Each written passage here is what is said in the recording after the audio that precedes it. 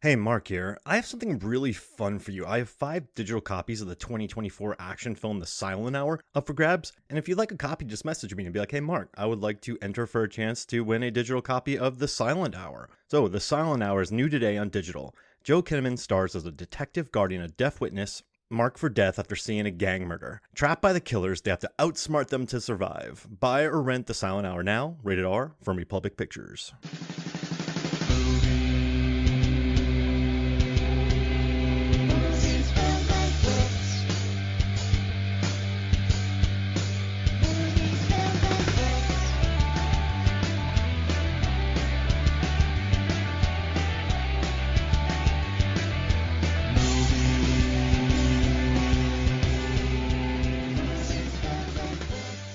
Hello and welcome to Movies, Films, and Flicks. I am Mark Hoffmeyer, and joining me is someone who hates it when he gets into a tunnel wrestling match with an infamous serial killer, and they look him in the eye, and they're like, I could mentor this kid. It's Nick Rehak.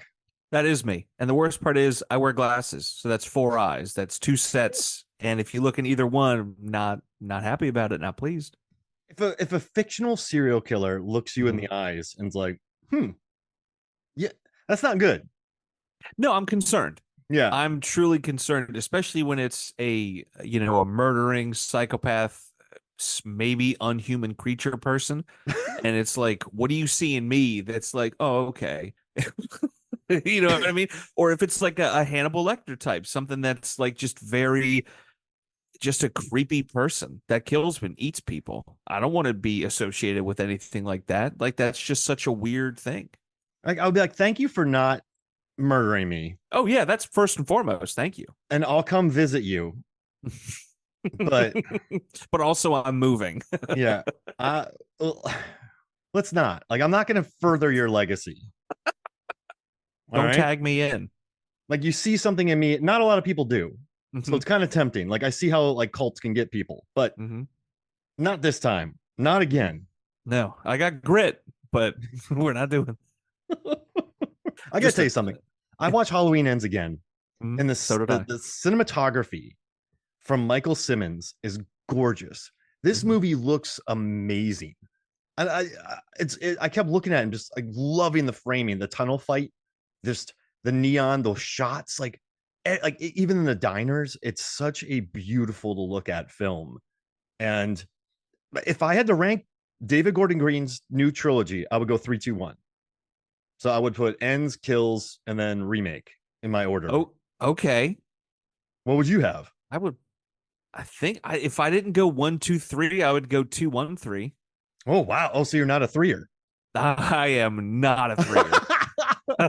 Like, at all. I really like Halloween Ends. A lot of people are like, just because a movie's divisive doesn't mean it's good, or just because the director didn't follow, but for me, like, it works. I don't know why. I think because I already revere Halloween H2O, and that featured the definitive Laurie versus Michael battle, that I didn't need that again. And Halloween 2018 was a rebookable of all rebookables, which was like a remake sequel. And Halloween Kills went off the rails. Like, it really did. The rails were off. And it's just it's silly. It's like, hey, mob justice is bad. And you're like, yeah. And like Laurie, like Halloween, the original Halloween 2, she's in the bed the whole time. And then she's like, Michael, his force is gonna kill it. And you're like, what? And just there's silly characters, and there's like Big Al, and there's just a whole bunch of shenanigans in it. So I didn't want that. I was like, all right, David Gordon Green's on something here. Like, he's not with it. And he's with it, but he's not giving people what they want. So when I watched it, like this movie, and I mean, listen, like everyone hates Laurie and blames her for things. That's not good. And the incredibly angry band bullies are a lot. But I think the acting by Roland Campbell is really good. I think the cinematography is excellent. Like, tunnel fight is great. I just like, I don't know. It's not what people want. It's not a Halloween film, but I like it. I do. I like it.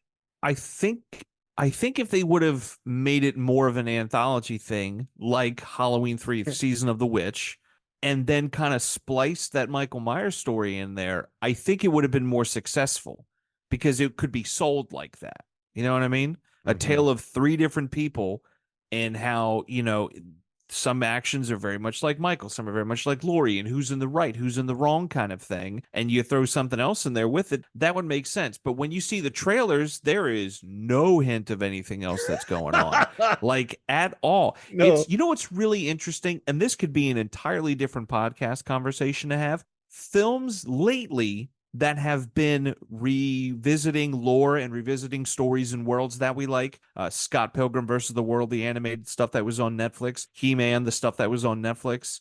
The recent Mean Girls that nobody knew was a musical until you That's got not on there. Netflix. And that's not on Netflix. But the other two stuff are.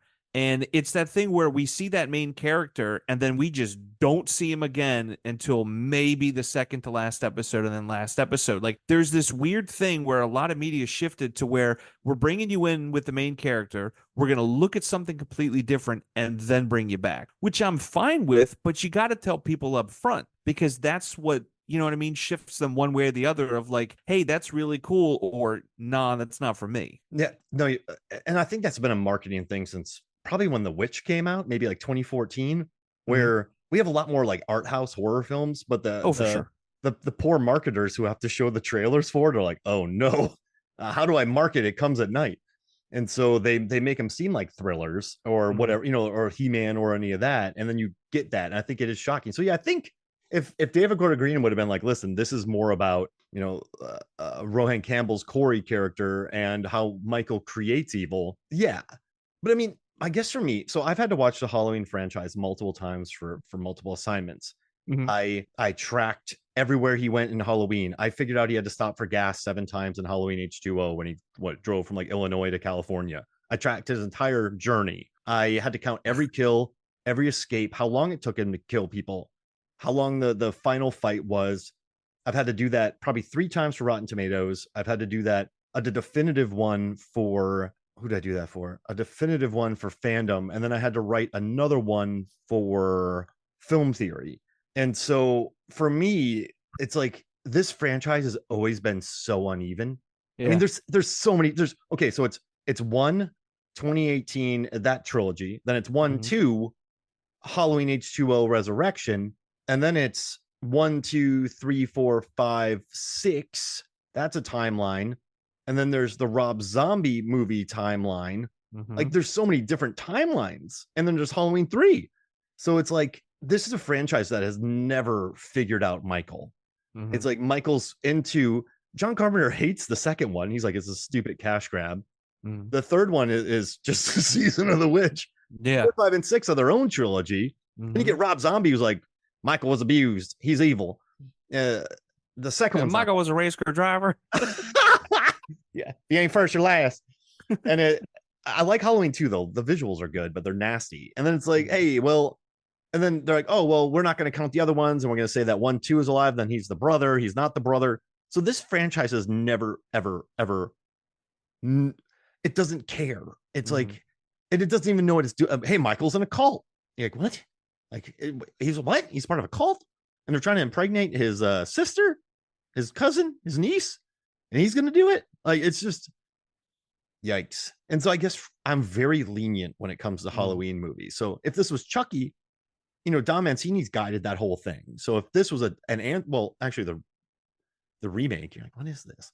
But I think if they made another official Chucky movie without like an AI droid, I would be more shocked. But for this one, I'm like, give me it. Like, give me something different, because Michael's never been the same in any movie. So like in 4, they introduced the great Rachel, and then they just kill her off, and then Tina's the character, and you're like, what is happening? So all that being said, for me, the Halloween movies are, they don't just give me something interesting, and that's what I feel like Halloween Ends is. It for sure does that. It does make it interesting, and it is a weird like breath of fresh air. But I think there just needs to be a better presentation for it, because Halloween Kills feels very clunky. Oh, it's like it's a pothole road. Yeah, on a highway, and you're riding a 1989 Taurus with a bad suspension. The worst suspension, and it's that weird green color too, and no one liked you know exactly which one I'm talking about with that laugh. Yeah. The same green they had on the Expeditions, the Eddie Bauer editions. Oh gosh. But with that film, I mean, I do agree that Ends is gorgeous looking, because when you watch something like Kills, anytime it's like Laurie and her family, the screen is like this bluish gray, It right? looks It's like just a crap. very dark, it kind of, yeah, pretty much. But then when it's like Anthony Michael Hall's character and all those, it's this weird, like brighter, orangey kind of color, and it's just very uneven. This film, to me, feels a little uneven, and it's like, okay, we're done talking about this. Now we're going to talk about this. And we're done. There's not like there's a smooth flow throughout. It's just kind of like they had an idea for a film and then shoehorned some Michael stuff in there and just kind of made it work. I think it's a stronger story without the Mike Myers stuff. Now, I don't know how you go around doing that kind of thing, but I think it's stronger without it. Yeah. If it didn't look so great, and if Rohan Campbell wasn't so good, and I Mm-hmm. think Allison, Andy Matichak's really good in it. And listen, I don't know why so many people are mad at Laurie Strode. She got attacked Yeah, I once. don't get that. She got attacked once in 1978. Then a stupid doctor is like, I'm going to let him loose in 2018. And she's hanging out. She does nothing wrong. Nothing. Nothing. She's And at a then grocery store and people this, are accosting her. and the second one, she's in hospital the whole time and her daughter's killed. And then people are like, you did this to us. So I don't understand that. I don't. That's a part in the movie where I'm like, eesh. But there's a lot of glass crushing in this movie for some So reason. much glass crushing. Lot of glass crushing, but Yeah. it's gorgeous. I love it when you have this movie, right? And you're just looking at it like, this is beautiful. This kid, that Rohan Campbell, Corey, he's in the Sabrina Carpenter Taste video with Jenna Ortega and her. Like, they love that movie. Like, this movie is like emo, and it's like, it's just an odd film. And I think they're trying to go for kind of an It type vibe where the entire town just sucks now. Like an It, and when It, Okay. like Pennywise, just everyone's horrible in that Stephen King movie Mm-hmm. because Pennywise has like infected it. Like, it's an infected town, and I feel like Haddonfield is infected in Mm-hmm. this movie because everyone's a jerk Yeah. except for my homeboy Will Patton. He'll never be a jerk. Even when he's a jerk, playing a jerk, he's not a jerk. And I think that's the vibe that this film's like. Even the band people are just horrifying, and like everyone's mean. Moms are mean. Everyone's mean. The dad's kind of cool though for the kid who dies. The Mm-hmm. kid's terrible that he's babysitting. So I think it's an infected town. Does it work? No. Really? Does it add anything? But I didn't need another standoff between Michael and Laurie. Mm-hmm. And so, because the first one had that. Right. Right. Uh, and I just, it's kind of crazy. It's like, I don't think I could ever, I think this movie has its faults, but I don't know. I was really entranced by it. Like when Megan came home after I watched it in 2022, and I was like, watch this tunnel scene. And like I made her watch a tunnel scene. She's like, great, this is out of context. It looks good. And then she watched it again recently with me and liked it. And like, she's like, yeah, it's like a really good looking movie. Mm-hmm. But yeah, I have an interesting relationship with I think the Halloween franchise is maybe my least favorite of all the major franchises because of how disjointed it is. Mm. But I watched Halloween H2O in a theater when I was 16, and it was like one of my favorite Halloween watching experiences ever. I Mm-hmm. still feel dirty from Rob Zombie's Halloween. Like I watched Halloween in high school, like on Mm-hmm. a date. And the franchise has always been a part of my life, but I just don't like how disjointed it is. And Mm-hmm. so at least, like 4, 5, and 6, there's good moments to them, but they're very clunky and they're very cheap. So it's nice to watch something that at least looked really good. Well, I think a lot of it has to do with they don't really have rules for the character. No, they You don't. know what I mean? It's not like one of those, Michael always has to have the mask on. Michael only uses knives. Michael can only move so quickly. There's really no set guidelines He to can that. drive. So, yeah, and I always forget about that. Every time he's doing, I'm like, why would he? And then I'm like, no, even in the first movie, one of the first things he's doing is drive. Yeah. So it's it's just one of those things where I think when we see him do something intense, like grabbing a light fixture and stabbing somebody with that, or doing anything that's not knife based, or just taking someone's head and ramming it between posts on a railing in a banister situation, it kind of sticks out because it's like, wait, he doesn't do that. But then it becomes, well, he does because he's done it here and there, but not all the time. So where does he land? And then do you take too many artistic liberties? Do you put him in situations that he really would not normally be in? You know what I mean? Is he the type to kind of squirrel away into the sewer, kind of rebuild his strength, and then emerge again? We don't know because it's kind of the first time we're exploring that idea. We did But that in 5 and because 6. Sorry. they did, Yeah. okay. A hermit brought him back to life, and then he killed the hermit. That makes sense because he kind of did that in the most recent trilogy. Anybody that was helping him out, he was like, "Thanks, dead." He didn't say thanks, but he just kind of he tilted his head in the other direction. One way Yeah. means no, one way means yes, and he was like, "Yeah, thanks, dead Like he starts anyway." turning, no, not that way, not that way. No, no, no. He moves his head back and forth like Joaquin Phoenix in Gladiator, just like boom, thumbs up or down, and he's just like, "And nope, oh no, dead, And dead." sorry to interrupt you there. No, no, But no, yeah, you're fine. the rules are crazy because Yeah. if we're sticking with this timeline, he's a dude, but he's a very powerful dude. So I don't even know what his powers are in this new one, but he has powers. In the H2O timeline, he's essentially immortal and he can drive, Mm-hmm. and he has both his eyes shot out, by the way. As you do. And the other one, he's part of a cult. He's the tool of a cult. Mm-hmm. With Rob Zombie, he's just an angry Hulk who's dealing with family crap. And so yeah, there's no rules. There's like it's not Outback Steakhouse, no rules, just right. Like it's just Mm-hmm. no rules, not right. No rules, and we don't even know what's going on. You know what I mean? You ask for a bloomin' onion, and what do you get? Deep fried apple slices. And it's like, hey, this I'm crunching into this. I'm enjoying the crunch, but oh, there's no spice. Oh, also it's tart because it's an apple. Oh, you got Granny Smith apples, and I'm more of a red delicious kind of guy. So there's positives, but there's more negatives than This positives. isn't what I wanted, right? Like Exactly. it's like you order a shot and they bring you gin and you just slug gin and you're like, wait, They just remove that little silver topper thing to better measure out, and they just pour it, and it makes the cartoon noise. You're like, glug, glug, glug, as you're drinking it. this tastes like juniper. This Yeah, is weird. I thought I was getting Tito's, but yeah, there's nothing, there's no rule, so you don't need rules for Right. this. It's insane. I don't. This franchise has done its best to destroy Michael Myers, but Yeah. that core idea is so good. Repeatedly. The core idea is so good Mhm. that he just keeps coming back because Michael Myers is. But the thing is, Michael Myers is not an interesting character.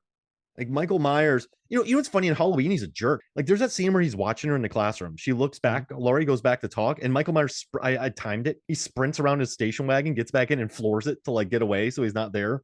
When she looks, like he's like a just he's like hunting her, and he's weird and he's curious, Mhm. Yeah. and then nothing like that ever again. And Well, it's a predator stalking its prey, right? It's the hunter setting up a camera to watch the deer and figure out, oh, they feed it this time. Oh, there's how many of them around. That's all Michael's doing. He's hunting. He's ooh, checking out the ground. He's seeing, okay, this is where she goes every day. If I learn what she does, I know how to then destroy, which is a terrifying concept to have. I think they should. Here's if I had to pitch a new Halloween, here's my pitch. Halloween and then the year after it. You do Halloween 1989.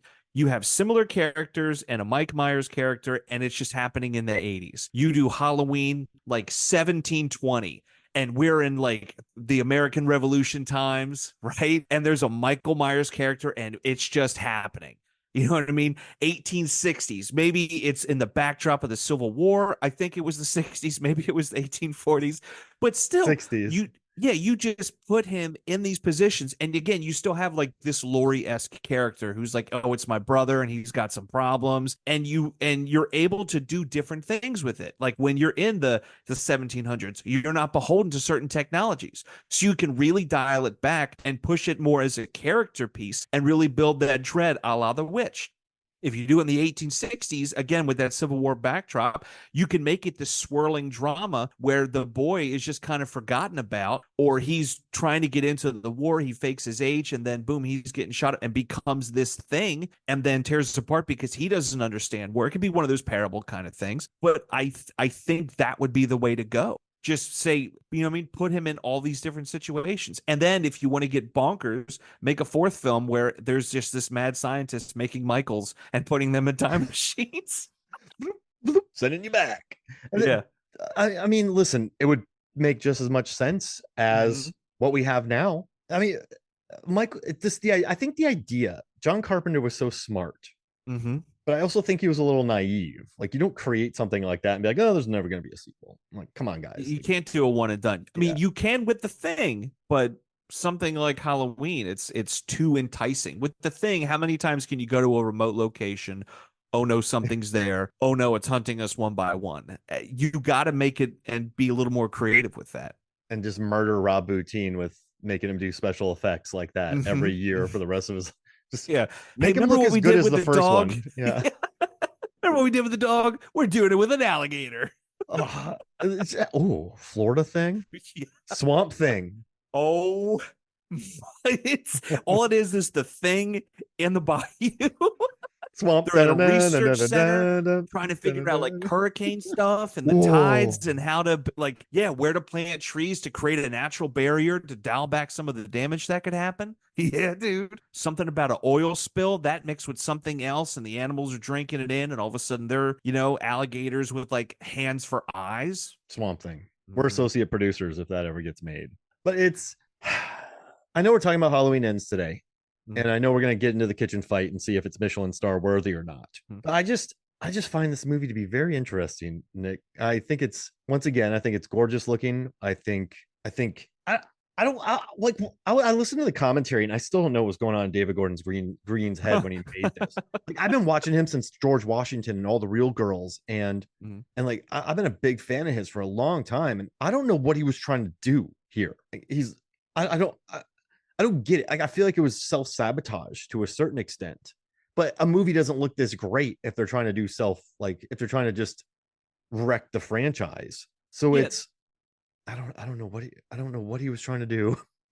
what what was he trying to do? Like what's the arc of this trilogy? Well, I think the arc is you reestablish the characters and what had happened. And you're like, hey, don't forget Michael's a bad dude. And then you get to a point where it ends. And I love the fact that the second one basically picks up. They're in the back of the truck. They're heading to the hospital. All of a sudden, there goes the fire trucks, and they're losing their mind. They're like, there's no possible way. And then it just turns into John Wick. Yeah. Like, truly, he comes out and he's just sizing everybody up, and then wow, all these different moves and stuff. He's slicing throats, he's cutting limbs, and just somehow survives. And it's like, okay, so is the second one is it a parody now? Is it a satire? Because there are some statements that are made that if they were told with just a little bit different of inflection, you're setting up a joke for a punchline. I mean, in the beginning, right? There's a guy like, there's a dead dog in here. What? Nothing. And he just walks away. Like, what is that moment? We're not going to go back and look at the dead dog. Like, what are you doing with that? And he just goes through, keeps on killing, and we're like, all right, we get it. Halloween Kills.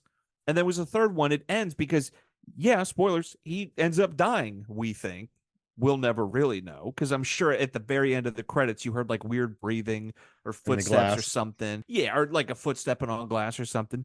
But I think with this, it was like, yeah, here's evil that's come back, and is it always going to take the same form? Is it always going to? Does it affect everybody the same way? How are people going to react in certain situations? How can we show Michael Myers from a different point of view? And you try that and ends. And I just think the problem was just marketing. I've rewatched Halloween Kills, and in preparation for this as well as Halloween Ends. It's so same with Michael's killing people. But then to have that slip into ends, it should feel like a breath of fresh air. But you're just so into he's killing people and that's all we're doing. And then it's like, bam, It's here's not. this hard right. And it's like, okay, we're introducing this character, but it's not like there was a foreshadowing from the second one or there's no real hint of where it's going to go. It feels like, it just so happens kind of thing. Do you think David Gordon Green likes the character of Michael Myers? Because in Halloween, he took all agency away from Michael Myers. Michael Myers didn't escape. Michael Myers gets dumped out from a doctor. Later on, he gets hit by a car Mm-hmm. and is dead to rights. And then they put him back in the car and drive him to Laurie's where he loses a fight. Halloween Kills, they're like, he's unstoppable. He can kill everyone. Mm-hmm. And then Halloween Ends, he's just an old wheezing dude who gets beat up by a kid in a tunnel. And I kind of wonder if he likes the character of Michael Myers. I think he does, but I think he's using Michael as a vessel to tell a completely different story. Because if you have someone that's picked on and beaten, what are they going to do? They're going to do one of two things. They're just going to be that broken character and not have that aha moment like George McFly when he's punching out Biff and all of a sudden he gets all that confidence, right? He stays that broken character. or he builds such immense strength. He becomes such a towering figure that no one's ever going to pick on him ever again. And Yeah. so he just uses that force and just lets everybody know, no, you're not doing this to me anymore. And in fact, I'm going to unleash the punishment and the hurt and the trauma that I feel on all of you. And there's no stopping me because he pushes it too far. Mm-hmm. It's just, and maybe he gets a taste for it after a while and that develops, blah, blah, blah. But then at the end, when he is that wheezing old man, it's like, what was it all for? And in this case, it's he's passing it on to someone else or he's adding on to this legacy. But what was it all for? It was for nothing. He Yeah. killed these people because he just had a bad run of it. That's a weird thing to say, but that's kind of what it is. Yeah. I still love it though. I don't care. This was my first time watching Kills and Ends, and I think if I took some time and then rewatched them, knowing what I know, I there might be a better appreciation for 2 and 3. I'm not saying I hate 2 and 3. They're just of the three, they're not my favorites. Mm-hmm. I think there would be a better appreciation that's developed, and I'd be able to, okay, remove myself from the whole wondering what's going on in the movie and where these characters are, why we focus on this kid, and more of like actually paying attention to the story. Because I guarantee you, people in the theaters, they're watching it, they're not really paying attention to the story. They're like, where's Michael at? When's he going to show back up? Okay, cool, Laurie's back. Oh, she's just talking to some dude as if it's like a rom-com. And it's like, okay, but where's Michael? Where's Michael? Yeah, you know what I've noticed about myself when it comes to Mhm. movies lately is, and just in general, I adapt really easy to my surroundings. Mhm. So like marketing, I don't think has ever affected me, or like Mhm. preconceived notions have never. I think they've only gotten me a couple times, but when I go into a movie, I feel like I'm able just to roll with it and like feel it. So I don't know if that's good or bad. I don't know if that I can't like uh, look at the flaws of films. I Mhm. think that's why I appreciate ends because I never had that. What is this? What is this? Why is this? And I was able to just Mhm. be like, hey, this is different. And then I just sat with it. And I think that's one of the things that I guess I like about how I watch movies Mhm. is I love Lisa Leahy. She's a guest on the show. And she said that when she used to watch trailers, she would be swayed greatly about the movies and then go in, Mhm. they weren't it. So then she stopped watching trailers because she hates watching trailers because they set up her preconceived notions, they set up expectations. And I feel like every decent horror movie since 2014 has been like, it's the scariest movie ever. And then people go watch it like, no, it's not. Like that's I guess for me, what I'm saying is I don't pay attention to any of that. And I feel like I can Mhm. just sit with the movie. So maybe Mhm. that's why I really appreciated Halloween Ends, is because I didn't really have any of the baggage from the other films, and I wasn't particularly a fan of the other two. So I just was able to I don't does that make sense, Nick? Like I was No, able to just absolutely. roll with it. Yeah. And some films can do that because I think some films with their trailers, they do a better job. Some trailers do a really good job of conveying the tone of a film rather than like the story and the plot. Some lean a little too heavy into the story and plot and show you like two out of the three big moments in the film to get your attention to be like, oh, what's the context? I feel like a lot of trailers nowadays, we go because we're trying to figure out the context to what we just got shown in the trailer because a lot of it is like super quick images. They're synced up to a song that you haven't heard in a while and it's sung by somebody else. And you're like, okay, I guess that's kind of cool. And then you go in and you're like, okay, is it going to match that energy? And sometimes it doesn't. I sometimes wish that I would have gone into like film editing and become like someone that does the trailers because I would cut things completely different. The trailer for Looper, for example, all it should be is the opening scene where he's just kind of sitting there looking at his watch, waiting, kind of kicking around doing his thing. And then as soon as he gets ready and a body shows up, just as he goes to pull the trigger, boom, Looper, date. That's it. I'm not telling you anything else. Now you want to see the movie because you're so fascinating. For Mandy, the only thing I would have done is had the bathroom, Nick Cage walking in, having a complete and mental collapse, and then just Mandy. Here's the date and time. Like, what is going on? I have to go see this movie now. If you bring people in with just these feelings and emotions, they have, I think, a better sense and they'd be able to roll with it a lot better because they know, hey, this is a kind of human drama. You know what I mean? Like if you look at something like Titane, you're like, okay, I know it's going to be kind of wackadoo, because of the imagery and stuff like that. And when you see it, once you separate the car stuff, there's this really beautiful borderline absurdist family drama Yeah. that packs punches hard. but they throw this other stuff in there with it to really get your attention. And that's fine and all, but I don't know, just give me the emotion of what you're trying, and then I'll go in and figure out their story. But if I know the tone, you know what I mean? It So feels give me better. the tone. Let me have an idea, like unlike the Drive trailers that were like this summer, Ryan Gosling and Carey Mulligan Mm-hmm. are going to be in a couple. Yeah, just Yeah. give us a no. I like that. I like that a lot. And I do have a theory about movie trailers that show everything. Like I know when a movie's not going to be good because the trailers give away everything because they're Mm-hmm. just desperate to get butts and seats before the cinema scores come out. But I no, I think you're right. Like just let people know the tone. You don't have to get rid of. You don't have to give away everything. And but you know what's interesting too. Like this movie wasn't expensive to make. Like Titan was not expensive to make, so you can Mm-hmm. be more experimental with their trailers. Yeah. I think when you make a giant film, you got to give like everything away because you're trying to get butts and seats. Mm-hmm. But yeah, this movie could have easily like because they market it as ends. Like this is going to end. This is their Yeah. final battle, Mm-hmm. and it's not that. No. Um, but it's a kitchen fight, so it made everything good for me. Maybe that's why I love it so much, Nick. Is because we're going to talk about the kitchen fight.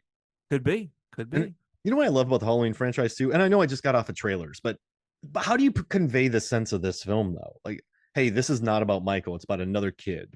But that was part of the fun of this because I don't think I watched the trailer until I'm like, oh, we're with this kid now. I'm like, oh, okay, like I'll roll with this. And then he just gets killed, and then we get a kitchen fight at the end. If it's me, I'm painting the third film as kind of a it's gonna sound like a weird, like a Godfather 2 comparison, right?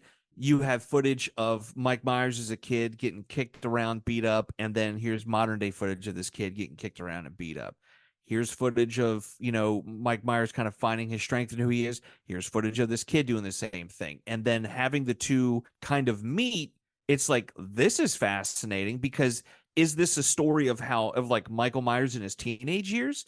Is this a story of Michael Myers like bringing someone into the fold? It's ends. It's not new beginnings, or it's the end of something in the beginning of something else, sure, but it's still there's an end to it, right? Because we see the birth and then kind of the almost death of these characters within the trailer. Because again, we're just back and forthing like, hey, this guy's like Mike's like this guy, and back and so forth. Then you throw in some of the Laurie stuff and maybe some lines of like, good versus evil. Does good always triumph? Sometimes it's evil. What happens when evil triumphs? How does it affect everybody? And then it builds from there. The thing of it is, it's not like this is a revenge film. This is just a guy that's like kind of fed up with everything. Not maybe similar to like Falling Down, but like just he's really bent up out of shape, and he's expressing that through violence. Right. If it was a revenge thing and he's looking to Michael, like, okay, how do you kill? Because that's how I'm going to kill these people that murdered, my dog or something like that. But it's not that film. So you can't really spin the revenge angle. Mm-mm. No And that's revenge. where it gets a little tough too. They should have called it Halloween. Somebody's beginning comes from some other beginning's end. Halloween full Sonic. Closing time. Oh, you're listen. I need to start getting you making trailers. Trailers by Nick. Dude, I really should just get like some kind of inexpensive software, figure out a way to download movie clips and stuff, and just have fun doing it. Because people put fan made trailers up all the time. Like like I'll for post Dune them. 2. When Dune Part 2 came out, it should have just been a title card. Dune Part 2, here's the date. They know we're gonna see it. Yeah. Dune Part 1 was astounding. Just give me the date and I will be there. I don't want to see. Yeah, yeah, they definitely wreck some of the epic moments from it Mhm. for sure. But you got to get butts and seats. Like I think the way you and I look at trailers are not the way other people look at trailers. Like you and I That's love true. films. We're cinephiles. I think a Mhm. lot of people just go to movies, right? And let's Mhm. go to the movie.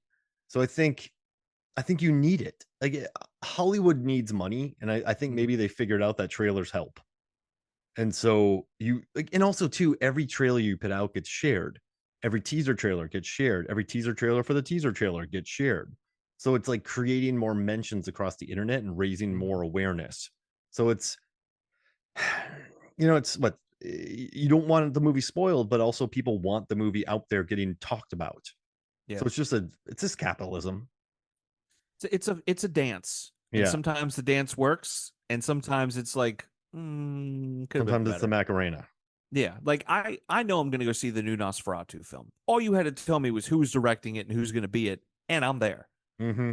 I saw the trailer recently, and I'm like, this is a perfect example of let's capture this tone, let's float a whisper of what it will represent thematically, and then that's all you need. There's no big like flash of lightning and you see him or anything like no. It's just it's very well done. It pays homage to both the original and kind of gives it some updates, if you will. I'm really hoping we get to see the Max Shrek stunt person rig, but I don't know if that's going to happen or not. I just wanted great coats. Okay. Max Shrek has great coats. Mm-hmm. Or no, Nosferatu, Count Orlok had some Yeah. coats. Are there good coats in it? Well, you don't see the character. Wow. There's like whispers and hints, and maybe Uh, if you like pause certain frames, you'll see like the outline of something going on. I don't know. That's pure conjecture. I don't really know. But there's no real like, oh, look at that pea coat. Like that's what's up. And I then you like gotta wonder how's he getting that stuff. He's not going to a Balenciaga or a Louis Vuitton. He's not rolling through Gucci, being like, "Oh, just put this on my card." yeah, Like, I gotta go after sunset. Where's it online? I gotta return it. But the post office isn't open. I gotta go to the Amazon Dropbox because I can go at I night. love his jacket in the original Nosferatu. Orlok looks great. Pretty slick. All right, so I just want to run something by you here. In the Halloween franchise, so like Mm-hmm. in the first Halloween, there's a kitchen kill. In Halloween 2, Michael steals the knife while the lady's like, "You want mustard or mayo?" Walks away with that. In Halloween 2018, he or no ends. He no kills. He grabs the knife and kills the lady who he didn't kill in the first one, and then he also kills somebody on a kitchen island. In Halloween, there's a kitchen island trap door that they use. That's right. Yeah. In Halloween 4, Rachel's like, "Dad, I don't want to look like a fathead." She goes, "Mom, I'm on a diet. You want an oinker for a daughter?" And you have that line in Halloween. Rob Zombie's Halloween. Michael kills the boyfriend, his sister's boyfriend, in the kitchen. Like the Mm-hmm. Halloween H2O, there's a kitchen death, a long one. It's like 4 minutes long. A guy sticks his hand into a thing, a lady gets killed. Like there's a lot of kitchen action in the Halloween franchise. And I love that about it. And I love that this new Halloween franchise, Laurie has a trap door under a kitchen island. Michael kills somebody on a kitchen island. And then this film, it all ends on a kitchen island. So it's like, I feel like kitchen islands are kind of the theme of this latest trilogy. Well, it's not only that, but it's what the kitchen island represents, right? It's you're having meals, people are around cooking food. It's a social time. There's so much kitchen work because they're in homes. They're Yep. in your home. You're in a comfy, cozy kitchen. The kitchen in the most recent films, they're nice, Yeah, really nice. but they're not over the top. They're not exaggerated. You could walk into your aunt and uncle's house or your grandparents and maybe see a kitchen that is very similar to that. I'm Mhm. watching that in my brother and sister-in-law. I'm like, man, that kitchen is very much like their kitchen. It's just such a relatable place that makes you feel homey and cozy and comfy. But now we're going to wreck that with violence. And I think that's right. And Johnny Num said that too. Like there's some very nice domestic scenes in Mm-hmm. Halloween Ends. And you see Laurie in her kitchen living in amongst humans cooking and in the kitchen and in her island and Mm-hmm. in her happy place. And then this film ends with a large kitchen fight. And what's interesting too, it took a week to film. Jamie Lee Curtis didn't want to make it, she didn't want it to be a movie fight. She wanted it to be a street brawl that was brutal, not fancy, and she wanted Yeah, it to be powerful. And I then see also it. too, like Laurie Strode's 62, Michael Myers is 65. So you have two people in their 60s who are still, badasses brawling in the kitchen. So Mm-hmm. let's talk about the first one real quick. We won't like using quality products. Do you think how many stars would you give this? Because For which one? Halloween Ends. Halloween Ends. Okay. Let's talk about the major big hubba bubba. Okay. Like I know in Halloween she uses a frying pan to knock him into the kitchen. And then he gets shot in the head because Judy Greer's like a goat. And then the other one, the guy just gets stabbed on an island. So let's sorry if I'm switching this up on you, but let's do ends and let's talk about she starts it off by setting off a microwave Mhm. timer. Then there's a fire extinguisher. Then there's a face in the cabinet. There's a head smash into a fridge. There's a garbage disposal. I mean, kitchen knives are used. A pan is used to knock a knife into a hand. A fridge is used to trap Michael.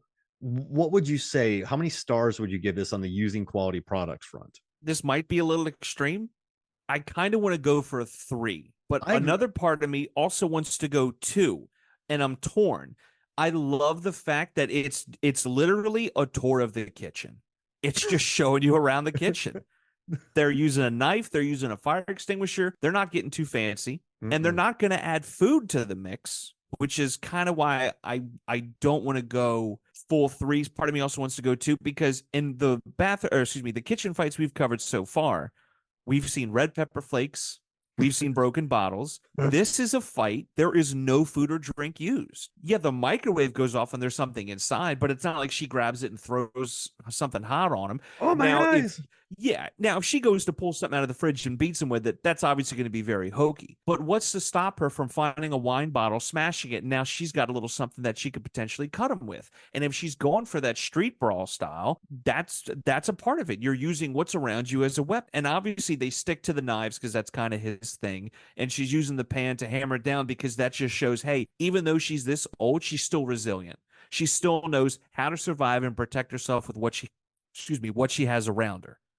So I want to say a 3, but I can also, like, if I step back into a 2, I'm also okay with that.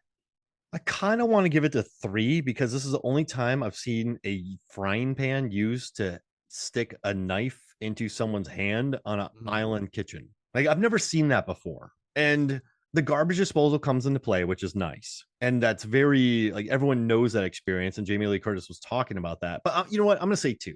I don't think this is a 3er, but I'm going to get. I will sway, and maybe this will sway you to a 3 because I'm just kind of remembering it now. When he goes to put her hand in the disposal, it's not like he shoves her hand in there and turns on the switch. No, he's making her turn it on. Yeah, and that adds a next level of, like, that is terrifying that someone's forcing you to turn it on and then making you do it. Let's go 3. Let's do it. Let's go 3. Yeah, I'm going to go 3 with you. Because, I mean, she takes the pan and knocks the knife in. Like, that's incredible. And the fridge to trap his leg. Yeah. It's and you know, we can't expect Eco or JCVD. And so no, this fight's not even going to go that long between them. So I like, and also, like, his butcher knife is used to kill him. She uses that to kill him. And listen, I love a good microwave trick. Like, she dings him pretty good. She get hardcore bonk with that fire extinguisher. The only thing okay, let's go to the next category. Mastery of flavor and cooking techniques. My biggest flaw with this fight is how he keeps throwing her. Yeah. Like, I don't like throws in movies. And I know that elongates the fight, but I don't know what it is about monster movies. I'm a werewolf. I see you, Nick. I could rip your head off. But instead, I throw you 30 feet and you get into an air duct. And I'm like, oh, man, I can't get you. Like, there happens in so many movies. So he keeps throwing her around. No, I love a good throw over a kitchen island, but it's just like, just smush her head. It's a feral fight. I get it, but I just don't like the throws. So when I say mastery of flavor and cooking techniques, I do think it's a very believable fight. I think it's a fun fight, but I don't like the throws. So that's the one thing keeping me from giving it ultimate scores. Yeah, I mean, and it's not that it feels flawed in that way or bland in any way, but it's like, we've seen the throw, we've seen the knives. Can you do something a little bit different, but also stay true to the character? Because that's the thing. In this trilogy, he slams a lot of heads into a lot of walls and doors and windows and railings. That arm strength, very intense. Yeah. And then obviously he's a knife guy and he has his knives and he lets people know how good he is with a knife. But you got to be able to do something different about it. Right? You got to be able to throw. Maybe when you throw and she falls down, cut her ankle or something. Like, really cut something different that you haven't cut. Stab her in the knee and see what it does. Maybe you break the bone, maybe you don't. But just find something a little bit different. If you're going to play with her and toy with her before devouring her, if you know what I mean, then stab her a couple times elsewhere. He kind of does. He gets that knitting needle and just kind of crams that in there, and that's painful to look at. But why is he stopping? Yeah, why is the knitting needle coming out? Going all the way in there. Yeah. They could have pushed it a little bit further and been a little more inventive to an extent, but a little more intentional as well. Like, why am I sticking this in your ear? Is it to just mess with you? If I wanted to cause damage, again, why not just bang and it's in there? He's so strong. It would be nothing for him to shove that into her head. Yeah, and she was holding him back. That was so. What do we want to give this? Do we want to? What do you think? Hmm. What's the mastery of flavor in cooking? Does it get a star? The kindness in me wants to say it too, but I think the realist in me is like a one. And I think that's being generous. But again, you kind of have to work within the realm of this character. If Mike Myers goes picking up a dish rag or something, it's going to look stupid. If he were to pick up some other kind of weapon like a pot or a pan, it's going to look weird. But sticking to the knife and these monstrous throws, you know, He just never threw anybody in the first one. He mhm, just killed people in the first it was one. just standing there creepily. Yeah. All right. So we're gonna give it a one. Mhm, mhm, Okay. Now you want to know something interesting? The stunt coordinator on this, his name's Corey DeMeyers.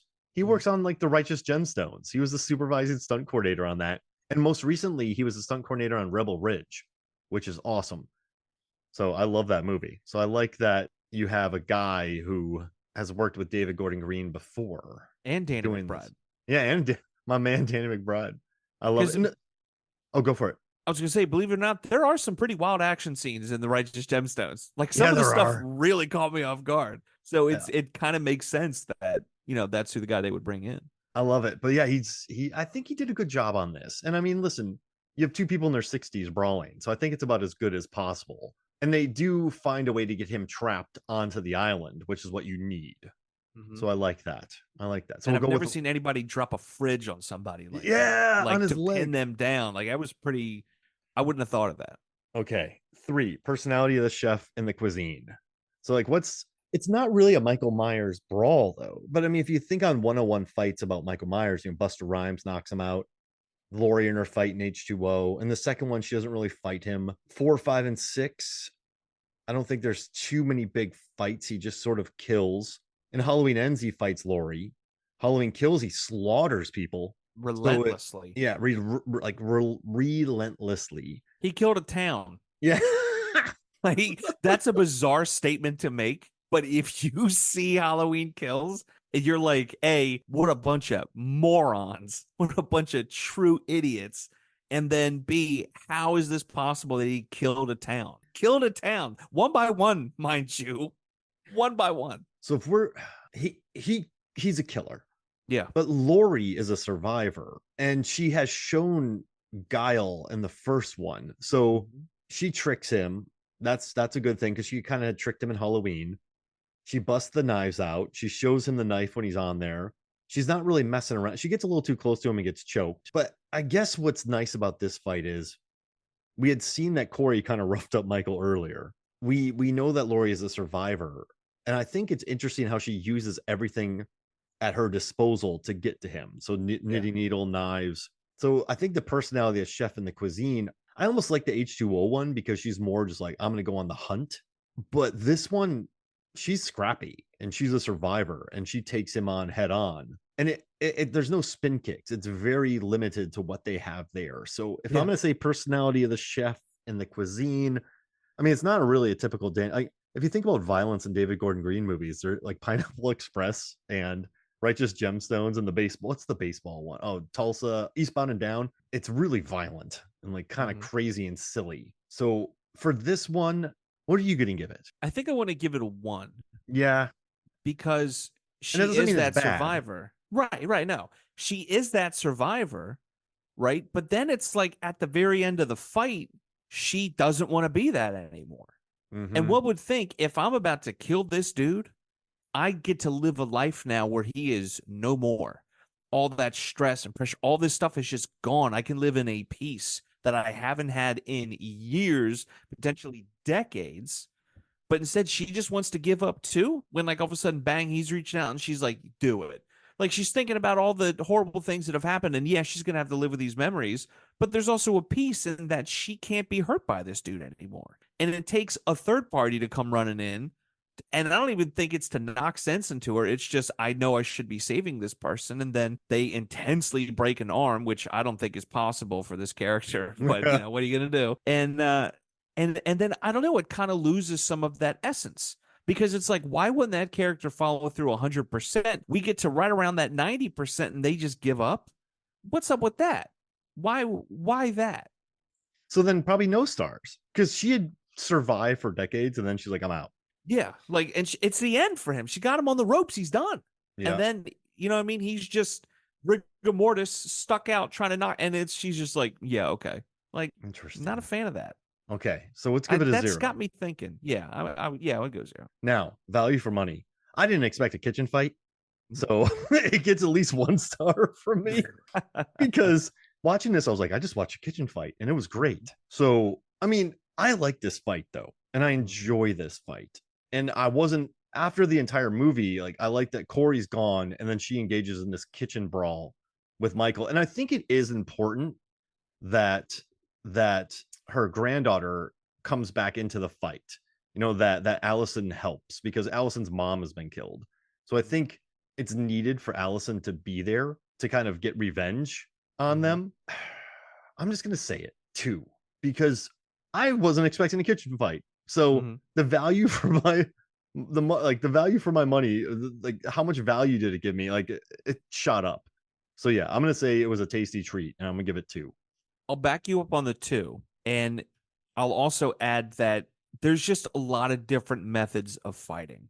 Yes, there's the pushing. Yes, there's the knives, the crocheting needles, trying to shove a hand into a garbage disposal, dropping a fridge on a dude, nailing knives into one's hand, making him look almost like a Christ-like figure the way it's going in the Yeah. center and she's hammering it down. So there's that, intense symbolism there as well. There's just a lot of intensity.